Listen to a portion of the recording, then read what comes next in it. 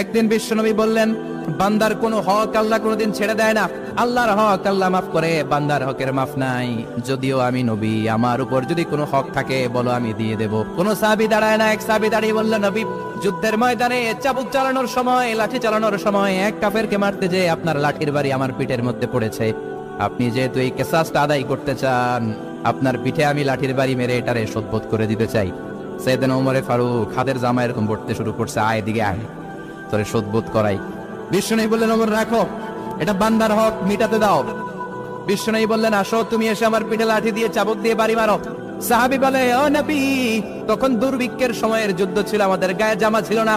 যখন আপনি আমার চাবুকটা পিঠের মধ্যে মেরেছেন, আমার পিঠে তখন জামা ছিল না। আপনি যদি যথা নিয়মে কেসাসটা আদায় করতে চান, আপনার জামাটা খুলেন, খালি পিঠের মধ্যে বাড়িটা মারিস।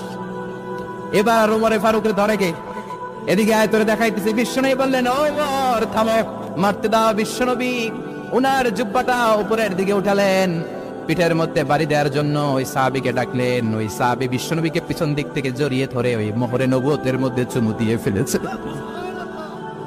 সাহাবী বললেন, নবী গো, এই নাটক করার জন্য আপনি আমারে মাফ করে দিয়েন। আপনি বিশ্বনবী, উদম গায়ে আপনারে দেখা যায় না, আলী গায়ে আপনারে দেখা যায় না। শুনেছি আপনার পিঠের মধ্যে মোহরে নবুয়ত আছে। অনেক দিনের সাধনা, জল্পনা কল্পনা, আপনার মোহরে নবুয়তে আমার ঠোঁটটা আমি লাগাবো না।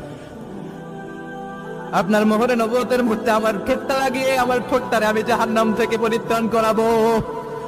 এজন্য প্ল্যান প্রোগ্রাম করে এতক্ষণ আপনার জামাটা খুলতে বলেছি। আপনার উপরে আমার কোনো হক নাই। আমার আব্বা মা, আমার সম্পদ, আমার জীবন আপনার জন্য কোরবান গো নবী। বিশ্বনবীর পিঠে বাম দিকে খাতামুন নবুওয়া ছিল, মাহরে নবুওয়া। কোন বর্ণনা এসেছে উনি এই মাহরে নবুওয়া দিয়ে পিছন দিকে দেখতেন।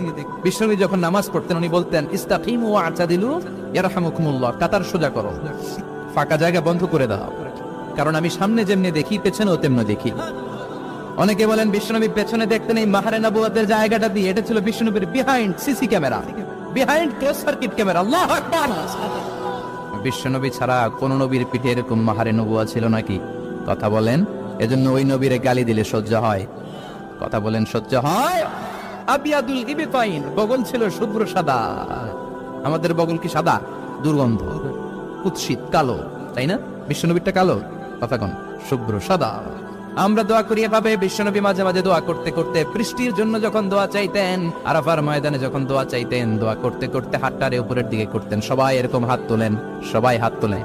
বিশ্বনবী মাঝে মাঝে আবেগের চোটে এইখান থেকে হাতটা এই জায়গায় নিয়ে যেতেন। সুবহানাল্লাহ। বিশ্বনবী যখন হাত আবেগের চোটে উপরের দিকে উঠাতেন, বিশ্বনবীর বগল দেখা যেত। সাহাবারা বলতেন,